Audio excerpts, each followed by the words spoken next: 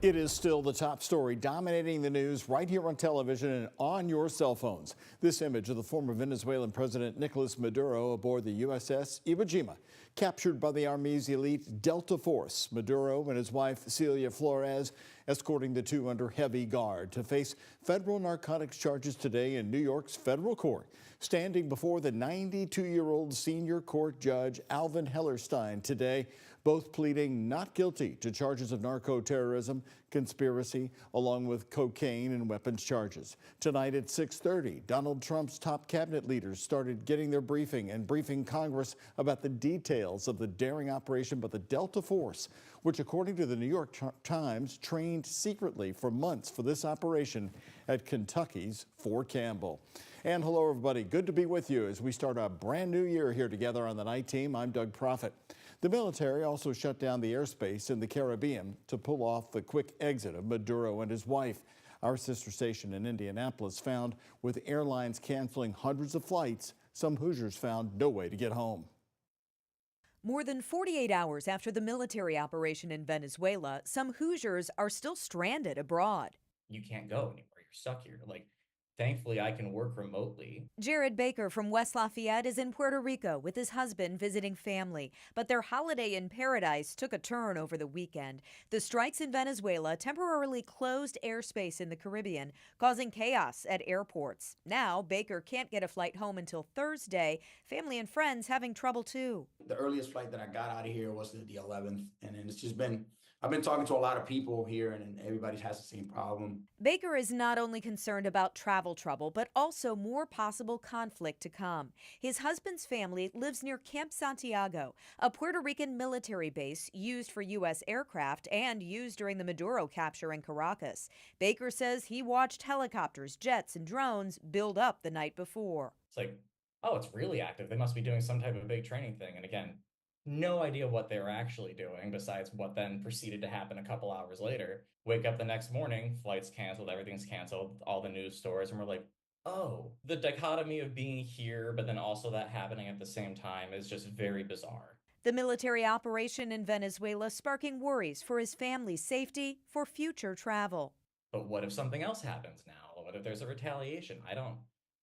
Thing A has happened, what's thing B, right? What's going to happen next? And that's the big question mark. For now, he's focused on getting home. Jenny Runovich, 13 News. The situation is improving, by the way. About 1,100 flights canceled on Saturday to just under 200 today.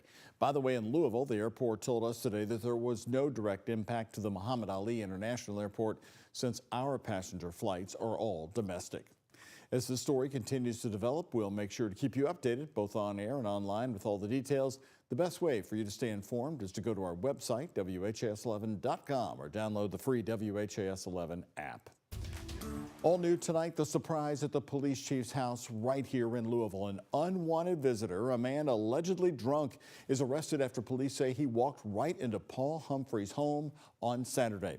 LMPD officers responded to Humphrey's house around 5:45 on Saturday evening after a report of somebody entering the house. Police arrested 43-year-old Brandon Randall. According to the arrest citation, someone inside the home confronted Randall before he then fled. Police say Randall opened a door at the chief's home and said that he was at the wrong address. LMPD spokesperson Matt Sanders adding there was, quote, no forced entry and therefore no break-in or targeted intent. Randall was also seen knocking on other neighbors' doors in that area, attempting to enter other homes as well. He's charged tonight with public intoxication, disorderly conduct, and criminal trespassing. He's expected to be arraigned on Wednesday, January 7th. Right now, new on the night team, police say after a crazy shootout right along Bardstown Road before Christmas, a man also tried to drown their police dog after they caught up to him. Police body camera video released today by police are telling the story of the crime spree all over Louisville, allegedly at the hands of one man. WHAS 11 night team's Alex Dieterer with photojournalists Gabby DeGeorge and Aspen Hester have more on the moment leading to the gunfire. We do want to warn you, this video may be hard to watch.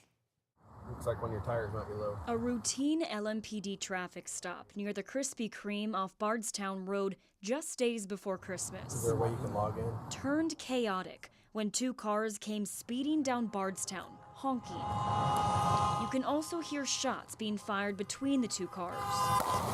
One car pulled right behind the LMPD cruiser, and the driver got out, firing his gun at the other car. Officer Nicholas Fisher fired his gun several times in the direction of the gunshots. One of the drivers, identified as Winthrop Taylor, fled the scene. The other person stayed behind and was handcuffed by LMPD and treated for gunshot wounds to his arms. I shouldn't have got out shooting, but he shot at me. He had already shot at me. Right now, it's unknown if he was shot by Taylor or Officer Fisher. We will work with the medical team to see if we can recover any of the projectiles from his arms, and if we are able to cover those projectiles, compare those to the weapon of the subject that we recovered, as well as the officer's weapon. LMPD Deputy Chief Emily McKinley says the shootout wasn't the start of Taylor's crime spree that night. That is the firearm that was used to shoot at the victim. Earlier that night, police say Taylor carjacked a woman and then drove to an apartment complex and fired multiple rounds in the parking lot. Minutes later, police reported that Taylor fired shots at the victim involved in the Bardstown Road chase. He started shooting at me. I backed up real fast. I went on a high-speed chase all the way to her. After Taylor fled the scene, he allegedly carjacked another person on East Broadway. LMPD then chased him in a car pursuit before Taylor crashed, leading to a foot pursuit. That's when officers say he barricaded himself in a crawl space of an apartment complex on Trafalgar Square. Enyo, an LMPD K-9, located Taylor. That's when officers say Taylor tried to grab Enyo and drown her in water before they were able to arrest him. Extraordinary police work that took place to get him off of our streets, and we're really glad that he is off of our street. Police work that included Enyo's heroism, who has 6 years of service with LMPD and has been cleared to return for full duty. In Louisville, Alex Dieterer, the WHAS11 night team, on your side. So, Doug, as you can imagine, seeing that crime spree, Winthrop is currently facing a multitude of charges that includes attempted murder of a police officer, robbery, and fleeing police. He is set for a hearing on January 9th. Amazing that nobody was killed in this, and that long list we showed on the screen really said it all. Well, this wasn't the only officer-involved shooting, really, that happened before Christmas time. Right. It was a second shooting where an officer fired shots, and those both happened within 24 hours of each other. So the day before, on December 18th, in the Russell neighborhood, a different LMPD officer fired several shots at a suspect. LMPD says a shot spotter device detected gunshots in that neighborhood. The suspect, Asa McNeely, led police on a short foot pursuit. Officer John Heisler found McNeely in a backyard and told him to put his hands in the air. McNeely said he had a gun on him and only raised one hand. He is then seen reaching for the gun on his waistband with his other hand. And we chose to freeze this video before McNeely was shot by Officer Heisler. Put your hands up! Put your other hand up! Put your other hand up!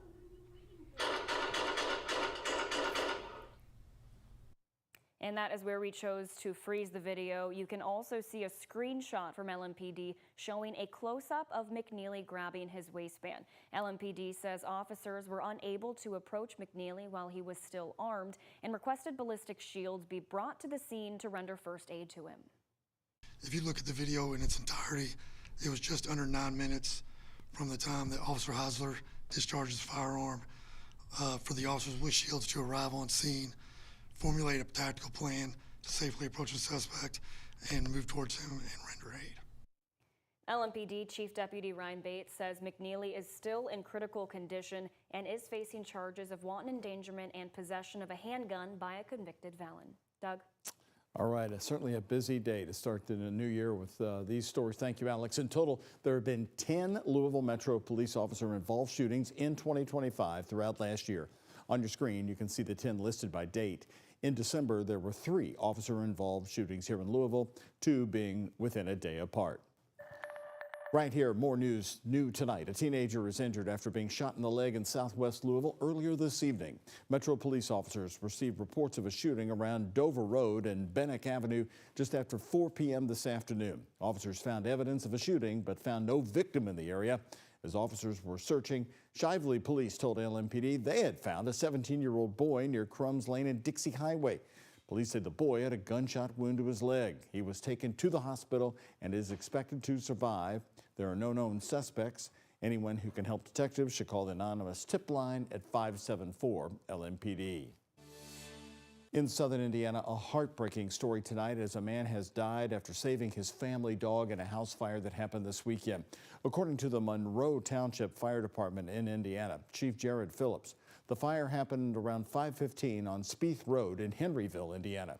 When crews got there, the house was engulfed in flames, as you can see this video from the scene today. Fire Chief Phillips said the man died after going back inside to save the family dog. His body was found on the home's second floor.